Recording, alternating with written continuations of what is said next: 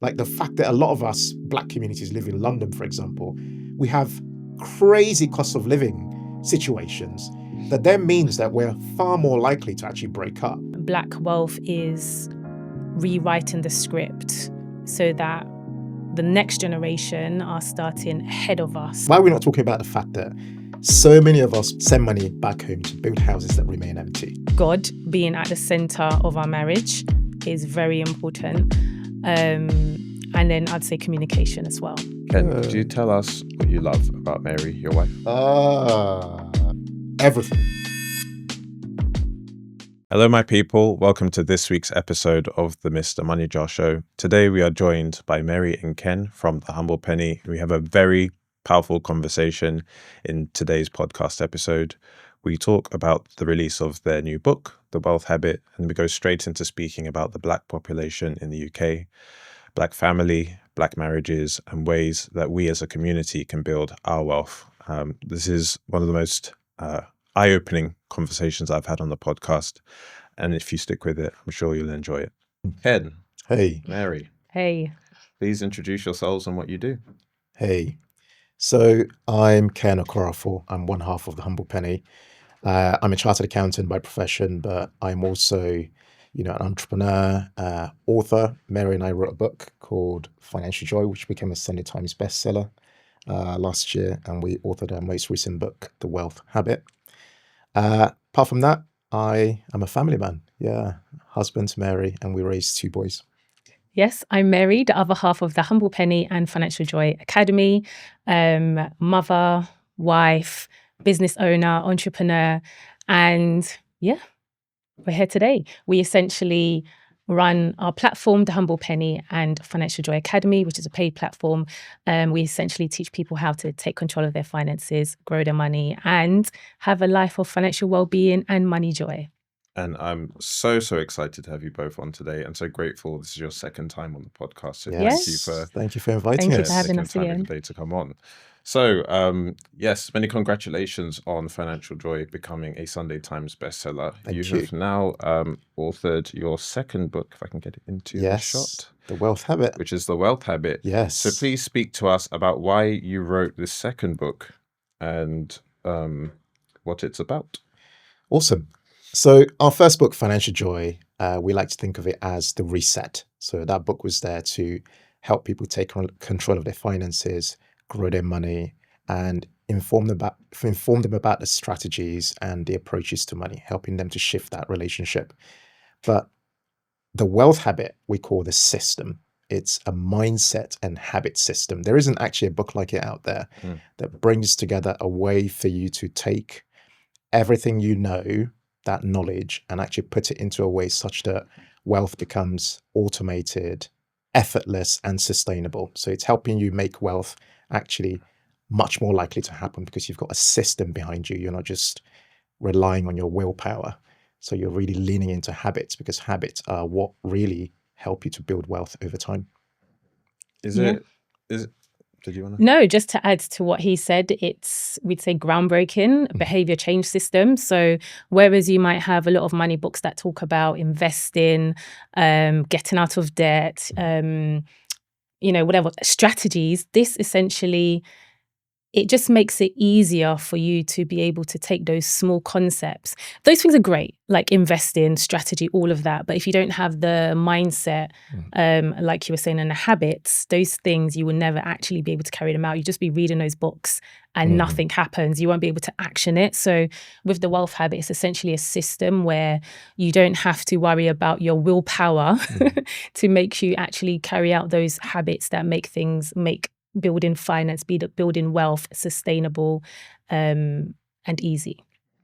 This makes it easy. Is it easier or harder writing the book for a second time? Oh, that's a good question, actually.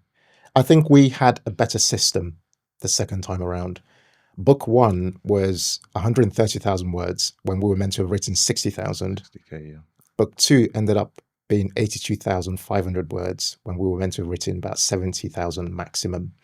So the system this time around was much better, and we knew, we understood where our strengths were between both of us, Mary was instrumental in all our case studies, our reviews, the overarching, making sure we are on point with what we're sharing and that the book has a soul. Whereas I was really into the writing process, structuring the book and making sure we are keeping up with deadlines and that sort of thing. So we brought both of our skill sets together to make sure we delivered. Yeah. And we knew this time round to not go way too over the word count, because Yes. the word count is the word count. Like we just thought, Yes. they might just, allow it, let us slip in. No, Yeah. they're very strict because it impacts obviously costs of printing. Yeah. And obviously if you wanted to print it in different languages, there's also a cost impact in that as well. So Yes. stick to your number count, Yeah. stick to your word count. Yeah, and the size of the book and Yeah. like the Exact, length of all the of that. audiobook and stuff. Yes. So you are both financially independent. Mhm. Could you please tell us a bit about your FI journey? So we met in 2009, and how we met was quite, I guess it's telling of where we are now. It was at a property investment seminar. And yeah, from there we developed a relationship, and we were very intentional from when we met, and even more so when we got engaged, that we wanted to become financially free. So we knew about the FIRE movement, financial independence, retire early. And that was something that we wanted to try and achieve for ourselves. So we had a goal of paying off our mortgage in 10 years. And when we got married, we were quite intentional about where we'd live, the house that we bought, the size of the mortgage, all of that. And because we were quite intentional from the start of our relationship, we were able to pay off our mortgage in 7 years. And we also, whilst we were paying off our mortgage, we also invested in the stock market. We invested in ourselves in terms of career maximization, which meant that we can get pay rises, we could get promotions. Ken got an MBA. He worked his way up to CFO. I left the corporate world, went into business. And so, yeah, we were able to basically pump a lot of our earnings into paying off our mortgage and investing into the stock market, which enabled us to pay off our mortgage and not retire, because we don't believe in early retirement, and become financially independent in our early 30s. Yeah, and I just add to that, we had to take a different approach. So, and there will be different approaches for different people. For us, a big part of it was having a simple lifestyle, because a big part of what we find hinders our communities is actually this idea of lifestyle creep and appearing to look rich when in actual fact you're far from it.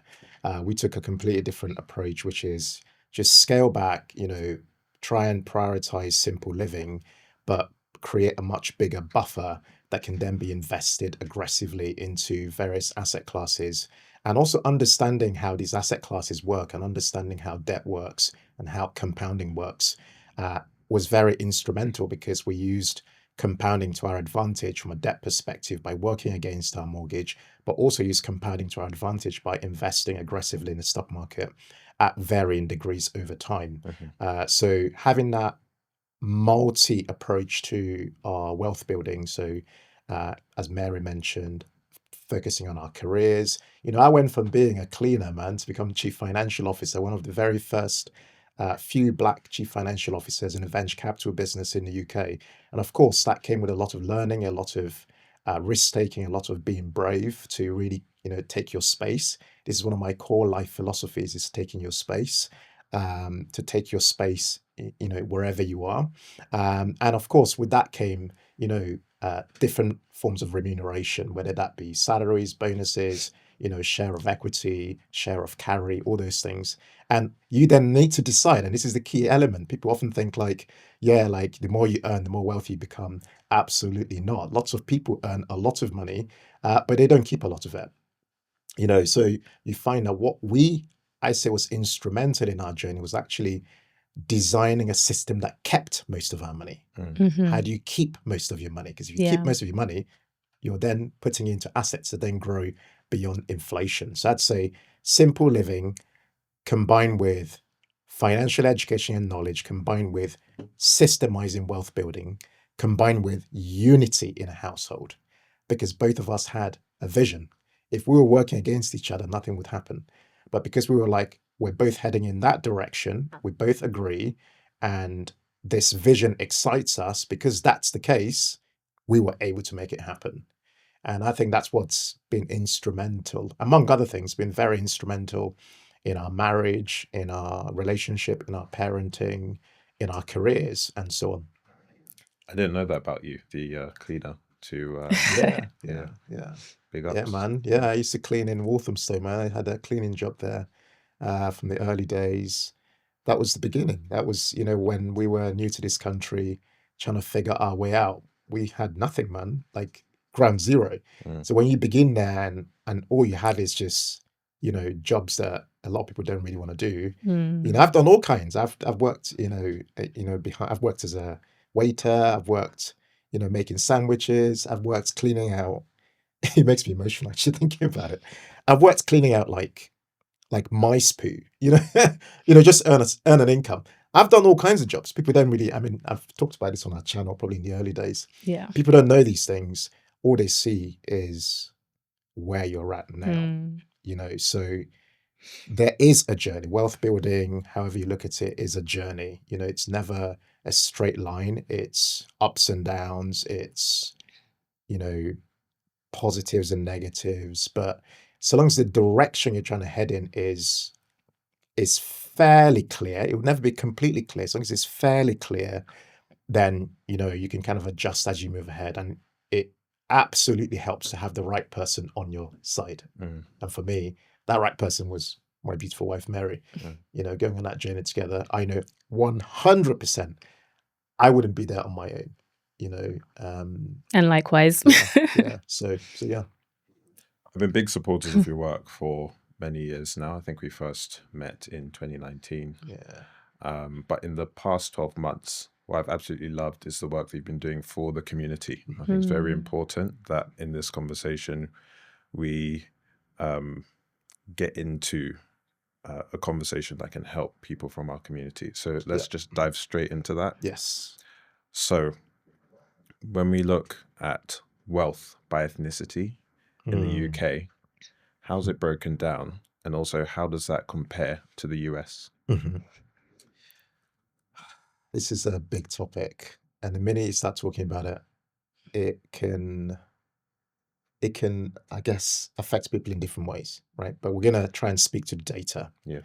When you look at wealth is measured in different ways. And in the UK, they look at different components of wealth. So physical wealth, which is like, cars and stuff like that. You've got financial wealth, you've got pension wealth, and so on. It's about 4 different categories. And then they measure it by average or median. We prefer the median measure, because median demonstrates the wealth of a typical household or a typical family. And according to the latest research, median wealth in the UK is about £286,000.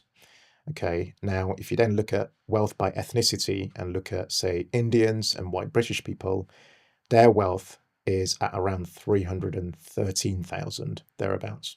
Then you look at other ethnicities and it's kind of scaling downwards. Black Caribbeans are around 85,000, and Black Africans are at around 35,000, something like that. Yeah. Now there's so much to unpack in there, because firstly, like Black Africans are like bundled into like one category, which actually Mary kind of frustrates Mary here, hearing that. Yeah, no, it does. I mean, it's not the best accurate representation of, the different countries, African countries, and what we know and what we've seen from our peers and our friends, that we're doing well. We are doing well, but on paper, it looks as though it's not. And it is down to it be grouping all Africans into one category. But yeah. Yeah, and it's interesting because other things play into those numbers. So we know that a lot of our people send money back home for different things, whether that be buying land or building a house or supporting family members. But other communities also do the same, and this is always my comeback on that point, which is that other communities also send money back home, but somehow they're managing to build wealth. So it's clearly other factors that we need to think carefully about. And a lot of it goes back to, the historical factors, that mean that we're behind in many ways. And the same pattern is in the US, actually. just to make sure I'm quoting the exact numbers, you know, Yeah. I looked up, you know, the US wealth numbers, and it's interesting when you look at the latest figures by ethnicity. Again, looking at median wealth in the US, you know, white non-Hispanics, their median wealth is $285,000. Black or African American non-Hispanics is only 44,000 US dollars as their median wealth. And then you look at others, Asians in America, and again, Asians in America will be different to Asians in the UK, slightly different demographic, but Asians have the highest wealth outcome in America, $536,000. Even above white? Yes, twice that of white non-Hispanics in the US. And then you have you know, Hispanics at $62,000. So you notice that there are clearly historical elements to why we haven't built wealth. That some people don't like to talk about it, but you know, there are various factors. There's obviously a racism dimension, but there's a cultural dimension. There's a lack of financial literacy dimension. There's a lack of unity dimension. There are different dimensions. There isn't one thing that's contributing to that. There are different elements. Were you going to just add something to that? Yeah, no, you've touched on it all. And, you know, talking about essentially black tax, it's good to send money back home. It's good to build back home. But as long as we're doing it strategically, so if we're building back home, is it because we're planning to eventually live there? Is it in an area that we can see ourselves moving back to? Or is it an area that we've built because maybe it's where our grandparents lived and we had land there, but in the village, and we have no intention of moving back? Was it because there was pressure from family back home to show, like, what have you been doing all this time in the West? Like, we want a physical kind of proof. But yeah, the black tax is real. It just means that where we're trying to build here in the UK, we're also sending money back home, which has an impact on, one, the amount of money that's being circulated in the black community in the UK, our ability to essentially build wealth for us here and leave that for the next generation. I think, yeah. So in a one sense, it is good to do these things back home, but it does have an impact on us now. And I guess when we can retire, how much of a pot we have in retirement, you know, how much pressure is then put on our children to then be our kind of pension. There's so many like knock-on effects. Yeah. We're going to come back to the point on building back home, but as someone who has also spent quite a lot of time on the ONS this year, yes, when it comes to black wealth in the UK, yes, we have the historical racism factors. Yes, we have the combining of like 50 countries or so into one category, but also quite a young population. So the median age of a black person in this country is 32. Actually, if you segment out Black Caribbean, it falls to 30. So the Black African population is smaller, and it's time in country too. Even within the black population in the UK, the Caribbean wealth is about double that of African wealth. But like they came here in the Windrush generation, and then our parents came here in the 80s and the 90s. But I think just knowing that distribution lets us know where we're starting, so that we can know where we'd like to get to. If we come back to this point about building back home, did a video about like the phenomenon of people from the community building homes back home. Could you please speak to that?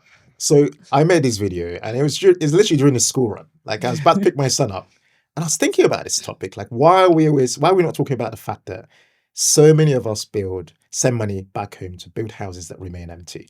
I'd been thinking about it. I'd seen some people comment and share certain things, but somehow this ignited a massive conversation, because it's something we can all relate to across the world, whether you're in the UK, US, Canada, Australia, whether you are back home, whether you are back home trying to move to become part of the West, and whether you're in Europe, everyone can relate to this, because it's generational. Yeah. Our parents moved to the UK and to the West more generally to, create new opportunities, to start off in a different place, but with the intention that they might actually, move back home to, go and carry on their lives. But a lot of our families haven't been able to do that for one reason or another. We've gotten used to, how things are in many cases, but they're also because the infrastructure, the health provision in certain places we might want to move back to isn't quite where we want it to be. So we're kind of stuck in this conundrum where a lot of us have sent money to build, but those houses are empty. They're locked up. I've even seen examples where like someone's built a house and they've said to their family, their children in the UK, yeah, we're going to go back, and they've gone back, and their children, and they've also gone to other places like Dubai, and their children are like, nah, I don't want to go back to Nigeria. I want to just go to Dubai. And then they've had to sell that house at a loss because the foreign exchange has fallen. In all those years, they've lost real money, only to then run back to the UK and try to buy a house, but then property prices have then risen. There's this, and there's so many horror stories of people who've like started building, bitten off more than they can chew, and haven't completed building. The house is just incomplete. And on top of that, in the UK, they're living, paying extortionate rents, living in a lot of relative poverty, and are struggling. Some are even out of work. They've been made redundant. So they're just stuck. So there's this like, I've really tried to invest back in because it's a good thing, because I'm trying to, I'm trying to, for some people it's meeting expectations. For some people it's cultural. Like in our Igbo culture in Nigeria, there's a big demand. There's a big like pressure for men to you must build a house in this village, right? It's a big thing. And I've seen it with my parents, Mary's seen it with her parents, so it's a difficult conversation, and there are no necessary right or wrong answers.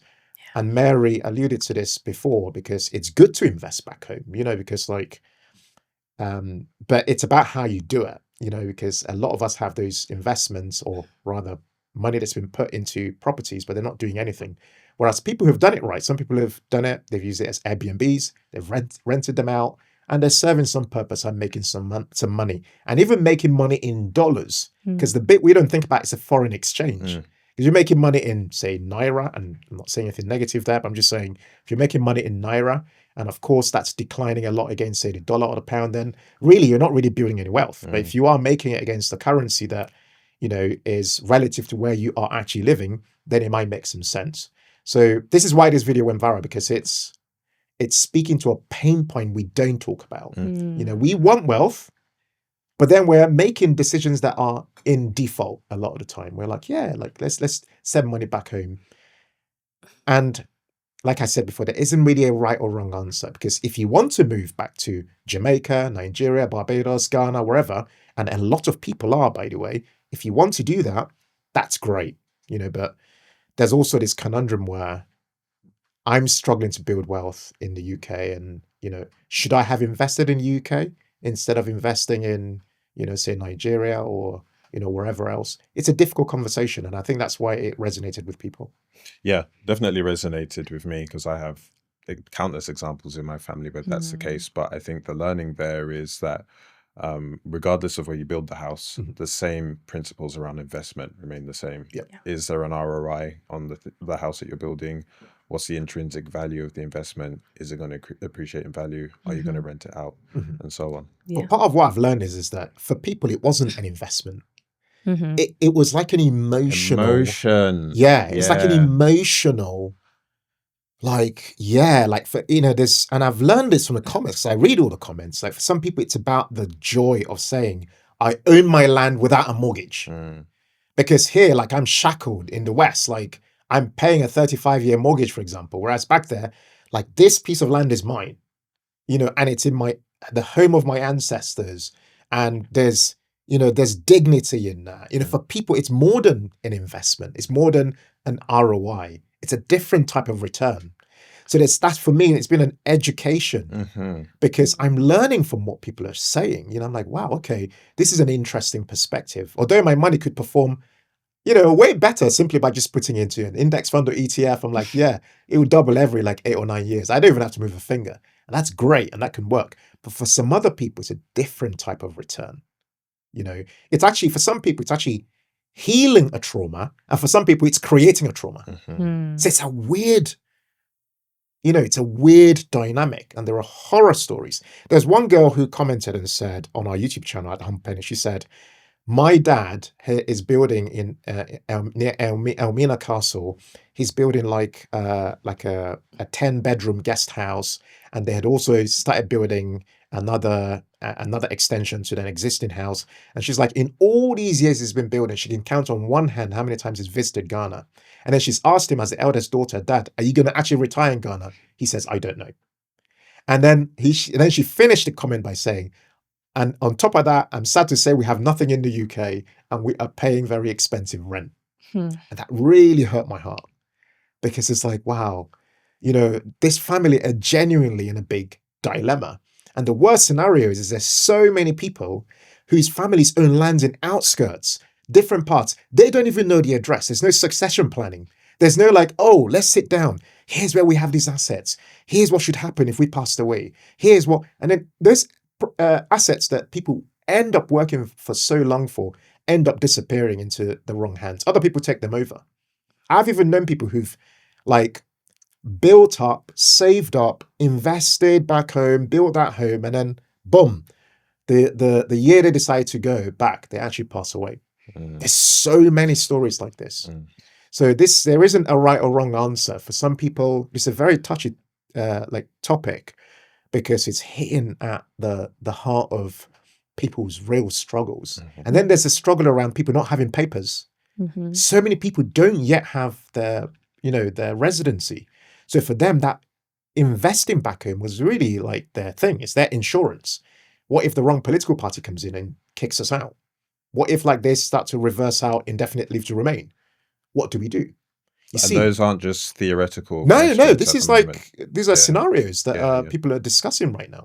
So for a lot of people, they're living in a lot of fear, and it might come to a day where actually those investments they made back home might be the only things that they have. So this is why this topic is just hits you at the heart. And I've seen comments from everywhere in the world on this one topic, and from different ethnicities as well. South Asians, Polish people, they're all talking about this one thing. Even listening to you speak about it has been an education for me. And I don't think there's anything necessarily wrong with making an emotional decision. I just think that you start with the emotion, you start with your heart, but then you need to be able to reconcile your head with your heart. Like the numbers need to check out. Otherwise, your emotional decision might cause you further trauma down the line. That's my reading of the situation. I feel like there's a reality we're all facing. Take now, recently, we just had the budget in the UK, for example, right? And all these decisions will affect people in ways they can't even foresee yet. And one of the biggest ways is retirement outcomes. So there's a real reality check we all need to be having, which is if I'm in my mid-40s or 50s, I can't carry on working forever. At some point, I need to begin to ask myself, what does my retirement look like, and where am I going to have that? That should be helping to drive some of the decisions we're making, where we're calling home. Are you actually going to move back to Nigeria? Are you actually going to move back to Ghana? And if you are you planning for that outcome? How are you putting things in place? But if you're actually not going to be doing that, where should you be directing your investments or the money you have today? Because you can see the world's changing, technology is changing. The world is becoming much more hostile. There's a lot that's changing, and that will affect people's income and wealth outcomes and everything. So I just think this conversation is hitting for us at a time when we're more pressed than ever from an income perspective, and people are feeling squeezed. But I think because we're not talking about it so openly, people don't know what to do really. So I think talking about it might help people kind of begin to think about it. Yeah. We chat about this stuff all the time. I'd love to speak about the Black family. So when we look at the Black community in the UK, around half of our family households are single parent households. Why do you think this is? I think there's so many reasons, and we were having this discussion. I feel like a lot of people of color, a lot of Black people, we just have a lot of things that we're navigating, that we're dealing with. Yes, everyone has their struggles, but we just have, for example, there's the immigration issue. You might have one partner who's trying to get residency. So it's affecting the kind of work that they can do. It's affecting, where they can live. These big decisions that people make is enough to put strain on any relationship. So not having your residency, a question mark over that, problems getting a job, maybe, this has an impact on, I guess, the family structure. One parent might have to go back home because it didn't work out. Or one parent has come over to the UK to try and make a life, set up, and then bring the other person over as well. But then there could be issues with that also. The other partner ends up getting stuck, back home, whether it's that Nigeria or whatever. And so they're essentially bringing up their child as a single parent. Also, I feel like in the UK, it's quite different in the UK in that, like, my parents, when they moved over to the UK, for example, they left all their family back home in Nigeria. So they didn't have that support system, that community that meant that they were all able to help each other out. So, for example, if we have something we need to do at work or an event, we have family members that can help out. A lot of people, when they're the only ones here, they're the first to move over, they've lost that family unit. They've lost that bigger community where people just rally around each other. But you don't have to worry about childcare. Childcare costs here are extortionate, and as we know, the more you earn, the less of those free childcare you're able to get. Like 30-hour childcare goes out of the window. So yeah, there's just so many things that we're navigating. Like, see it like we're running a race. It looks like we're all starting from the same start line, but we've just got a lot of baggage, I'd say, and that then causes strain in the relationships. Mental health issues used to be a taboo. It's not so much now. I think people are more open to getting help that they need. They're more open to getting therapy. They're more open to, getting therapy to heal whatever. There's a lot of trauma, basically. I think people they have a lot of trauma that is not resolved, and there's a pattern that's being repeated because those discussions are not being had. And I know you've got a lot to add to this as well. Yeah. No, I think that was beautifully said. It's good to just speak to the numbers, right? So I'm just looking here real quick. So UK average in terms of lone parent households is 16%. Average in the UK, but then we look at it by ethnicity, it varies quite broadly. You said about half thereabouts. So the data shows that for looking at this, it says Black Caribbean households about 63%. For Indian households, it's 6%. 6 for and there are various others. So I'm looking here for Black African households. It's here you go, 43%, right? So nearing the 50% number you mentioned. And then for other ethnicities, other Asian communities, they're quite low. It's about 14%. And so white British households, it's 19%. For other white people, it's about 14%, and so on. And so Chinese, 21%.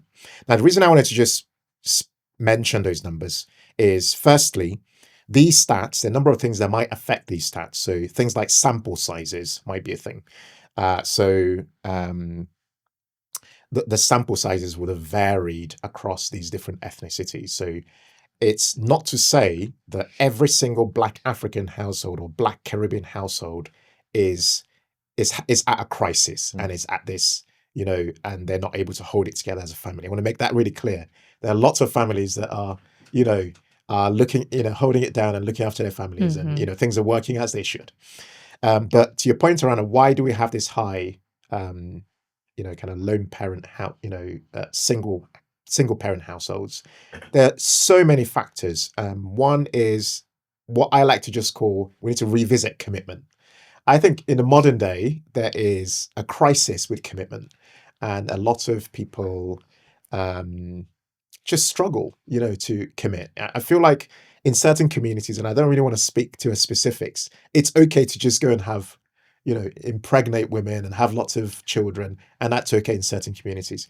But in certain other communities, there'll be a shame attached to that, and so people would want to avoid that shame and want to kind of, stay committed in their maybe their relationships. And when we've seen this by research actually, but in other communities as well, I feel there's greater support systems. So, for example, in the same way we've kind of moved away, commitment is become less of a thing. There's also a shift away from the church, right? So I know for a fact that a lot of our friends, a big influence in them getting married and staying married is their faith, right? So that plays a big role in, I think, why certain people, hold it down from a commitment perspective.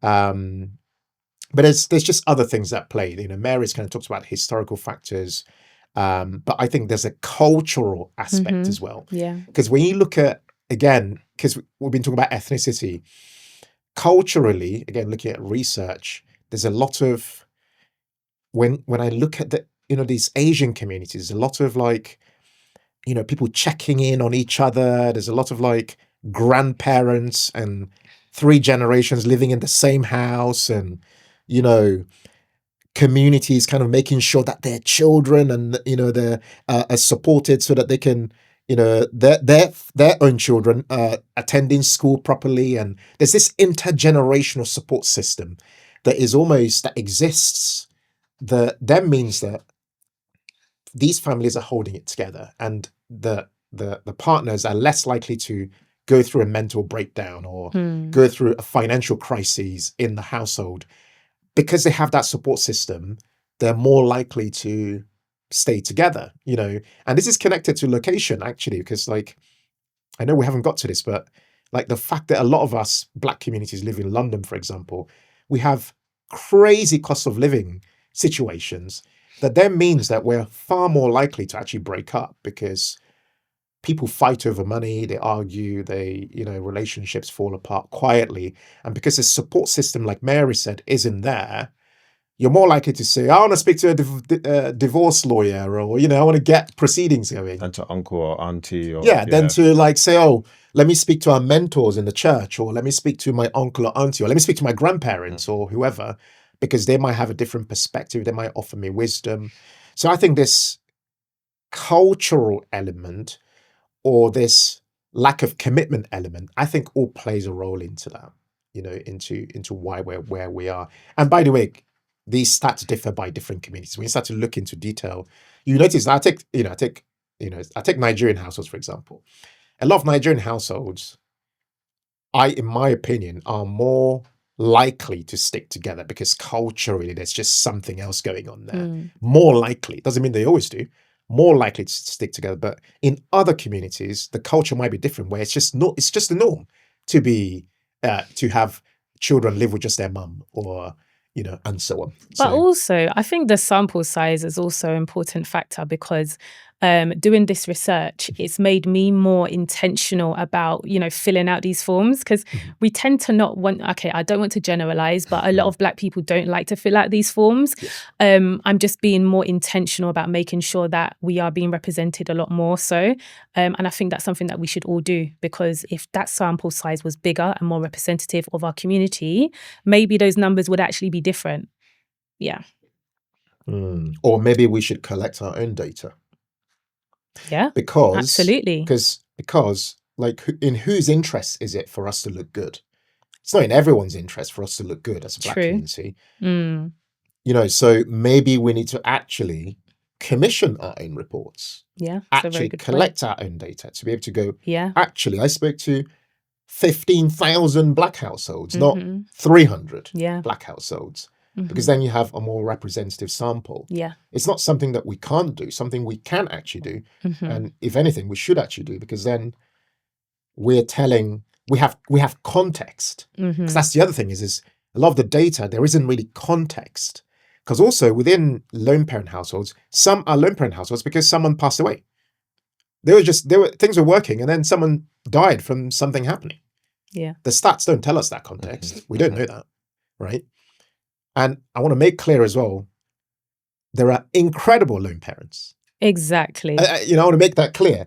Just because you're a lone parent doesn't mean things are bad or whatever, It makes you even more determined. Yeah, there are difficulties. Let's not shy away from that, because Yeah. it's harder when you have one income. And like I use my my sister as an example. She's going through that at the moment. It's just harder. Sadly, we lost her husband only 2 years ago, and he was very young, in his late 30s. So I'm seeing it. This is not just theory. Like, I'm seeing the realities of managing as a lone parent with children and trying to pay your bills. And, so there are excellent lone parents, but it's just harder. And, where we can, where we can, it's good to have two people who can be on board and help out with different aspects. But there's also another perspective, which is you can have two people who are together, but there's abuse in that relationship. And some people are stuck in relationships that are abusive, and they'd much rather be out of such relationships than kind of be in them, if you see what I'm saying. Yeah.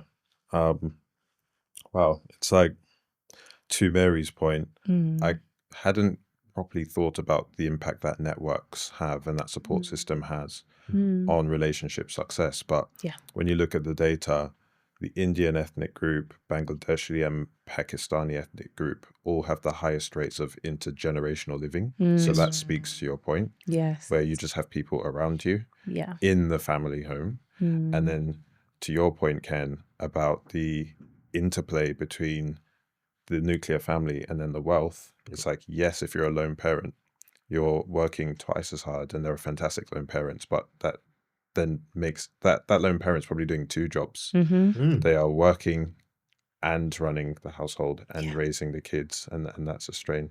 Think about, like, even simple things like two people, and I know it sounds obvious, but I want to just like spell it out. Yeah. Like, two people have twice the ISA allowance in a year. If two people filled in an ISA with 20k per year, that's 40k a year. In 5 years, that's 200 grand invested and compounded. That changes the financial destiny of that family. Just holding it down together and going, this is our vision as a family.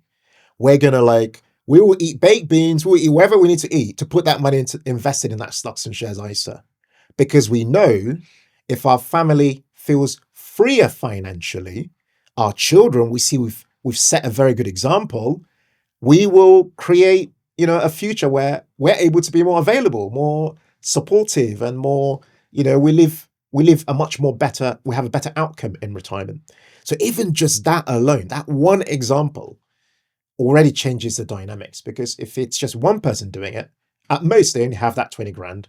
And it's a lot harder because they'll have days when they are not able to work because there's some illness or, whatever, there might be redundancy. There's just so much more that plays into wealth outcomes. So where you find a lone parent who's actually managed to, raise their children, and those children are successful in different aspects of life, boy, that lone parent needs to be bigged up, because it's so hard. It really is so hard, for them to, to navigate life. If we stay on this topic of the children, how are you both building wealth as a couple and for your children? So we like to sit down together and talk about our future goals, our investment goals, our goals for our retirement pots, our investment pots, our children's as well. So we've opened up a junior ISA for them, and we've also opened up a junior SIP for them. And we co-invest with them regularly. They're quite involved in the whole process. They look at their investments. They've seen it go up and down, but we teach them that obviously over time your investments will go up if you stay invested. A lot of the money that they get as well, we teach them to invest 30%, save 30%. You can spend 30% and give. It's important to give as well. So we've got some charities that we contribute to, and they're very much involved in that as well. There's a child we sponsor, they write letters. So they're more involved. But also, like, if they get pocket money, for example, like our boys at the moment, they want Robux. This is just like digital money, which really annoys me, because once you spend it, it just kind of disappears. They spend it on things that are not very important. It's very, Anyway, so sorry, it's important to them, of course. So yeah, we've just started to say, look, if you do book reviews, then you can get a certain amount of money to spend for your digital, currency, whatever it is. So they tend to do book reviews on books of their choice, whether it's manga and then a personal development one as well. So once they've done that, we write, and we can read it. We're happy that they've done it, and they can get their little pocket allowance for that, and so many other things. What else do we do? Yeah. No, go on. So we teach them to, as much as they like to consume, we teach them to be producers and not just consumers. And that changes the way that their relationship with money. They understand that, in the economy, there's a lot of money going around. Are you the person creating value? Or are you the person that's constantly spending? And, what does that mean in real terms? We just allow them to be creative, and the tools that we use, we allow them to use it too. And it's not like we're telling them what to do. We're just we let them be free with it. So whether that's using we've got the Adobe suite, so our son likes to do editing. He posts some video now and again. He's better at me now in After Effects. They've got Canva. They create things, and CapCut. They're exploring different ways of generating an income via solving a problem. And we like to teach them that if you always know how to solve people's problem, you will never have a problem generating an income. And so it's just teaching them those languages. And yeah. What about yourself? Yeah, no, absolutely, all those things. And for me, a big thing is them becoming more enterprising, because I think we grow up being thought that, literally just go to school and get a job and, hope for the best in the future and work your way up. But that's changing now. The world's not really working that way anymore. So a big thing for us is helping them to understand that they are creators of value, and that their identity comes from, a big part of their identity comes from their ability to basically, solve problems, make decisions, be critical thinkers, and all those elements, helping them to actually understand that, they can make things happen. I think that's a big thing. Like I mentioned earlier, I have this philosophy called take your place. I want them to see us taking our place, and for them to take their own places, whether it's taking their place as authors, entrepreneurs, speakers, writers, dads, husbands, whatever. Like, I want them to understand that, like, they can make things happen. They can help our communities. They can sow back. They can become CEOs. There's a lot they can do. But it all begins with today. It's not, I would do it like in 10 years, but it's like, well, like mom and dad are like on this podcast. I want to own this podcast studio. Like, I want them to have that ambition. Like, wow, look at all these microphones and cameras. Like, I wonder what it costs to, to have a room like this. I want to have this as my business and have guests. This is why, we brought our son along for him to kind of keep seeing us. Even just seeing us here plays a big role. So for me, it's about stuff like that. And then bringing it back to the minute detail, because the minute detail is then about behaviors, habits, mindset. Because if they can understand things like the importance of automations, the importance of creating systems, the importance of making sure they have the right money habits, and the importance of thinking globally. A lot of us think too locally. We're just like, oh, I'm in E17, or I'm in SE2, or I'm in SE10. That's too local. You have to think globally. The whole world can be working for you. Like, and why not? You can own like some of the best performing companies in the world here in London. You can be here and own them. I want them to think that way, to think that big, and to think that opportunity shifts around the world, and they can go to where opportunity is, or they can create opportunity where they are, right? And from where they are, no matter how hostile things might look, they can create opportunity. This is one of the things I took from my mum. She's always had this thing about being enterprising, trying to find a way to figure things out. And I feel like it's gradually rubbed off on me and my siblings. We're all entrepreneurs. We're all on different things. We all run different platforms, different businesses, own different investments. It didn't just happen. It happened because of our parents, of their sacrifices, of their life lessons, of their mistakes. of the mindset they instilled. You know, like one of the biggest mindsets, actually I should share this real quick, is my mum will always say, what about your sisters? Whenever anything happens to me, for me, she'll say, what about your sisters? What she means is take them along with you. You know, like I recently went to dinner.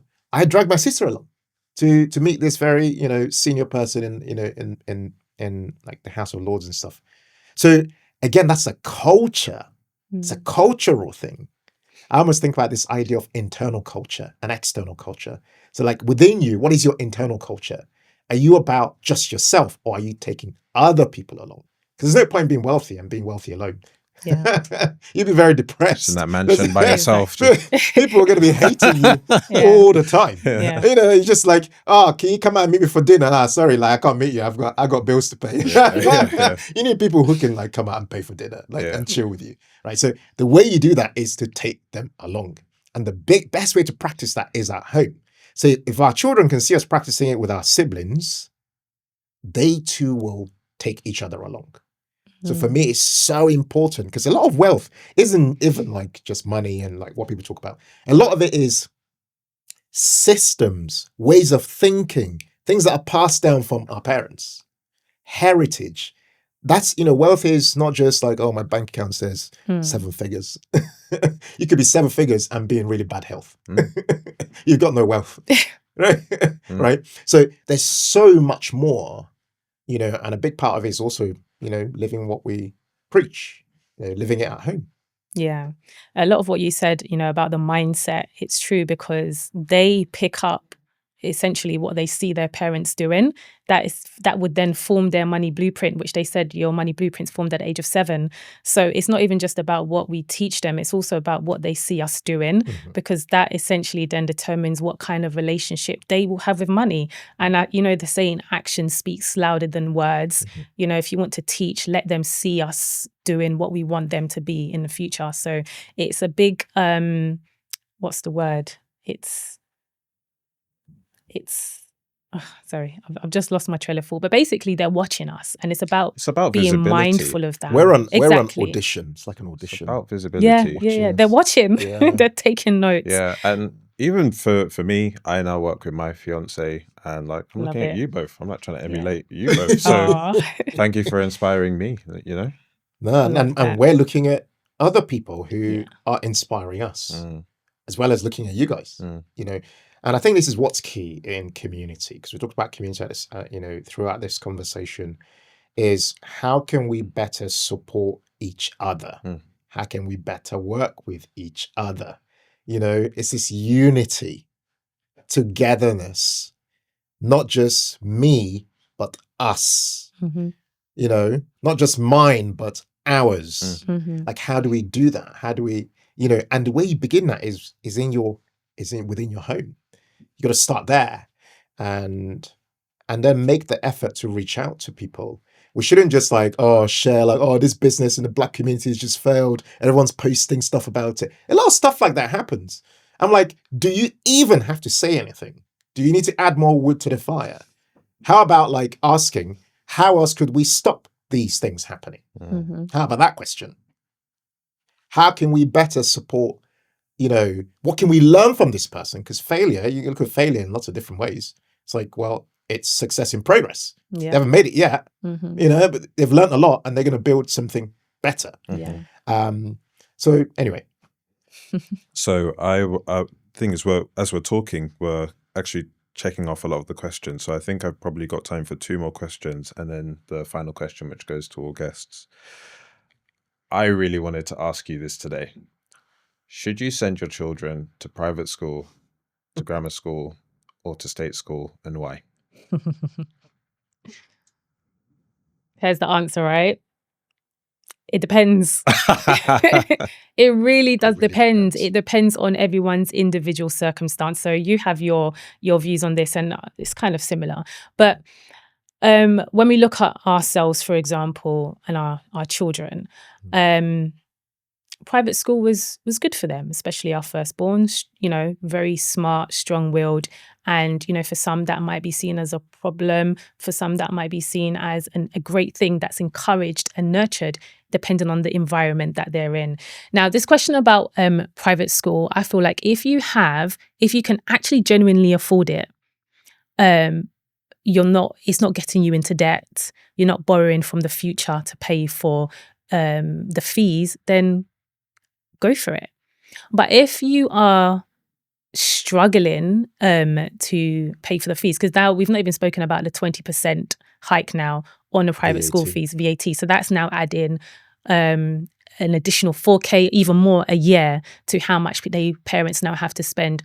And there's an opportunity cost for that, that's money that could have been invested into your pensions, into your stocks and shares, ISA, into your property, whatever. So if you are actually struggling, why do you want to send your child to private school? Is it because they need, is it because of their needs, basically, where they will thrive more in a smaller class size? Because, private schools, it's smaller class size, which means more attention on the individual child. Is it for those reasons, or do you not have access to good schools in your area? Like with us, we planned ahead so that we'll be in a catchment of good grammar schools. And that was always our goal, for our children to go to grammar school. One is in, and God willing, the second one would also join them at the same school. So yeah, do you not have access to good primary schools, which means that you now need to send them to a private school rather than move into an area with good schools? Yeah, there's just so many things to consider. I think that state schools can be good for children.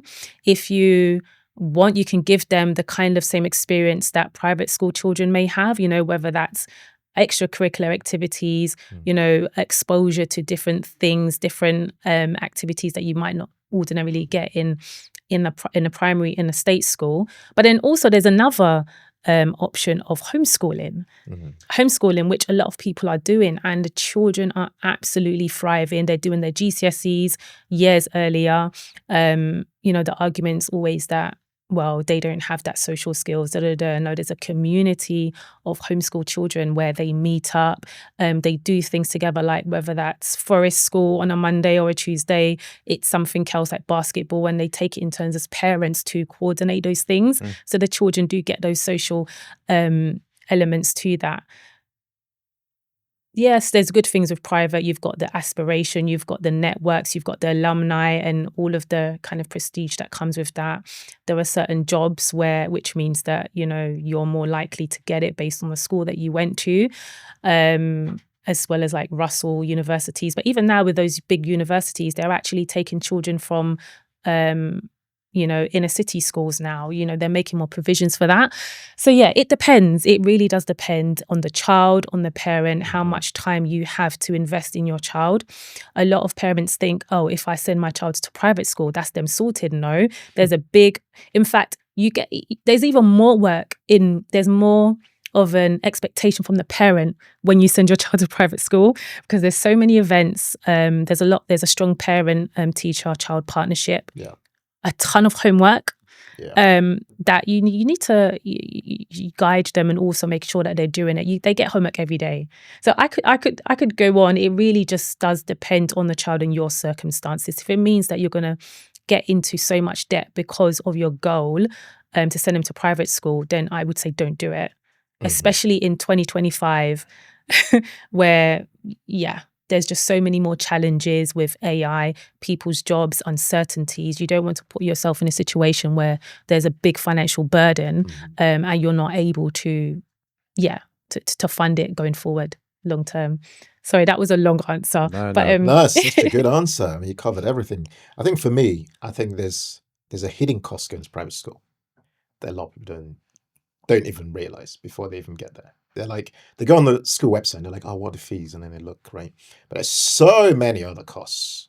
There's all the costs for school trips, expensive uniforms. I'm talking like blazers that cost you hundreds of pounds for one little toddler's blazer.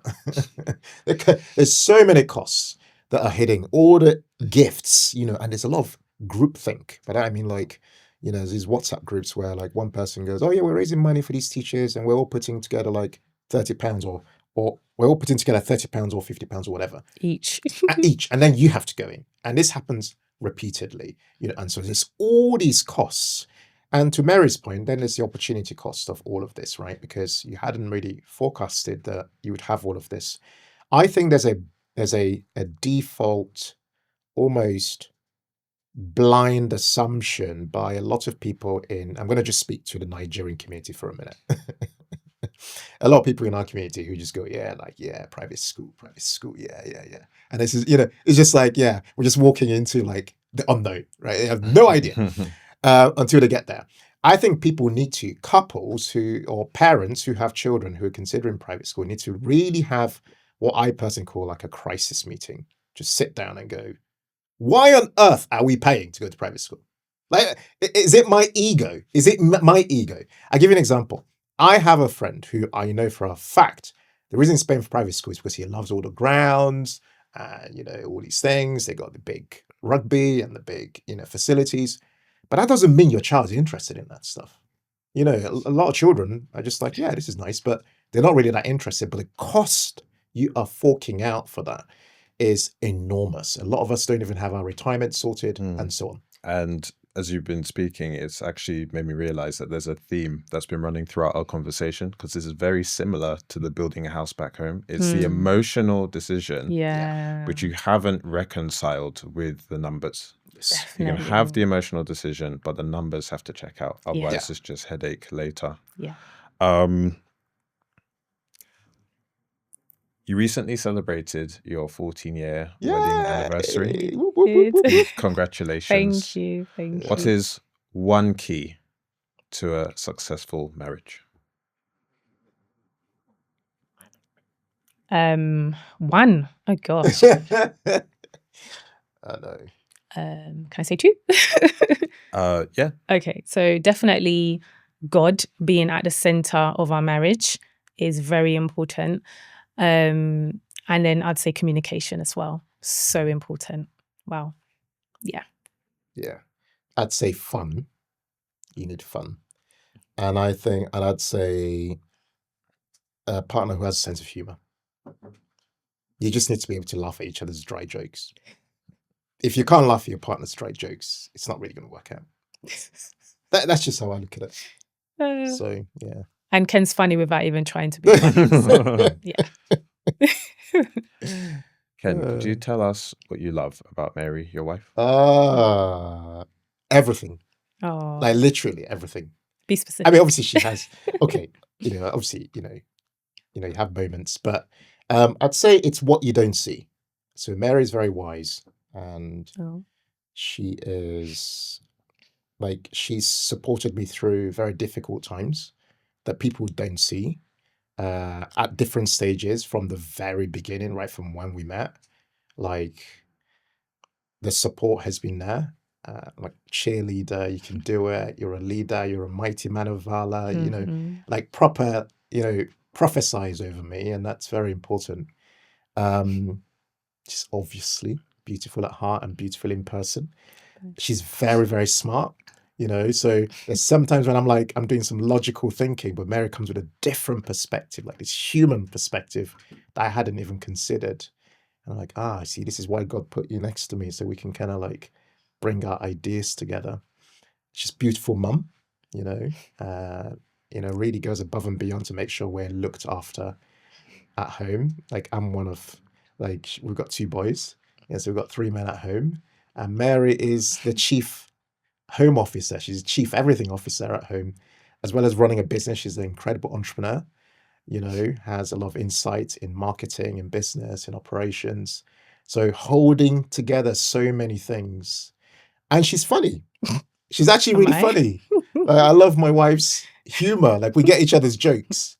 And I think that's really important. Like, getting each other's jokes. Yeah, definitely. And I love her company. I think being able to enjoy each other's company is very important. Yeah. Because there'll be a lot of moments where, like, you're just on your own and, you know, you don't have all the distractions and there's silence. I just love it. We just sit together and just talk about stuff. Yeah. And I just love, I love everything. Mary's personality, her intelligence. Blushing. Yeah, like everything for me. I've just been blessed. Like many people comment, they're like, yeah, you got a beautiful wife, but they're saying beautiful physically, but like there's so much more. Like people have no idea. So yeah, that's why I love Mary. Payment will go into your account someday. Thank you for sharing that, bro. And we are so thankful for you, Mary. Oh, Thank you. thank you. That brings us to the end of the conversation. We have covered so much, and I'm just so grateful to you for sharing your knowledge, your insights, your personal experience, and your wisdom with us. So this brings us to the final question, which goes to all guests. We've got 2 guests today, so I guess I'll get an answer from each of you. And it's also Mary first. Okay. What does Black wealth mean to you? Oh, Black wealth means, I guess, the time freedom. We're big on that. So freedom to, travel if we wanted to next week and go for 2 weeks or a month if we wanted to during the summer holidays, without having to worry about having to book for time off and all of that. Freedom to choose what we want to do, things that bring us joy, things that align with our values and not just because it aligns with our pockets. Having a balance of family, faith, fun, like you were mentioning, is very important. And, our health, having that balance or I would say harmony, where one thing is not impacting the other because of maybe resources or time, finances, for example. And I'd say also Black wealth is rewriting the script so that the next generation are starting ahead of us.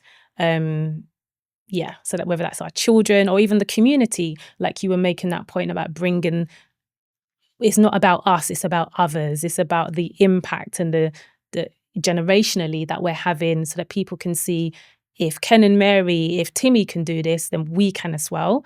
So it's having that generational impact. Yeah. That's Black wealth to me. Thank you, Mary. Yeah. Ken? Wow. I'd say Black wealth for me is peace in our households. It's togetherness. It's that sense that we're not living from scarcity, we're living from abundance. There's enough for all of us, and we're not attacking each other for opportunity and trying to stop, block ways for each other, but we're like, together we can move forward and we can create more pies rather than fighting over this one pie. For me, that's really a very important aspect of what wealth looks like.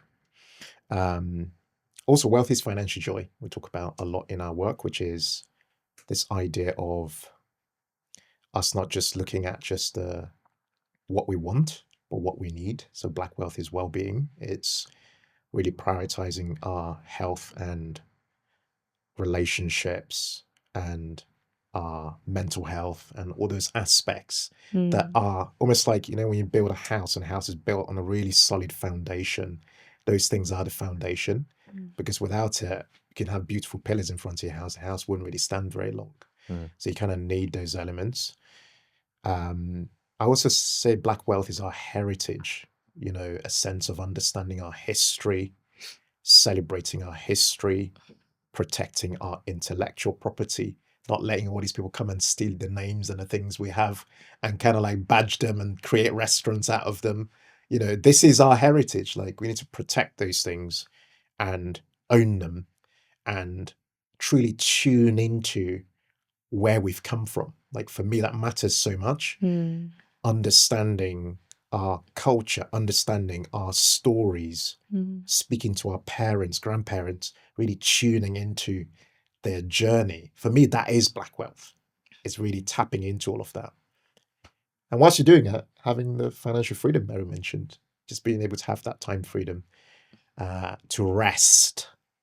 A lot of us don't have rest. Yeah. Hit the snooze button because you can. We don't have, a lot of us don't have rest. We're restless, because we're chasing a lot of the time. So we need that peace and we need that rest. For me, that's black wealth. Beautiful answers. Mary, Ken, thank you so much for coming Thank on. you. Thank you so much to me.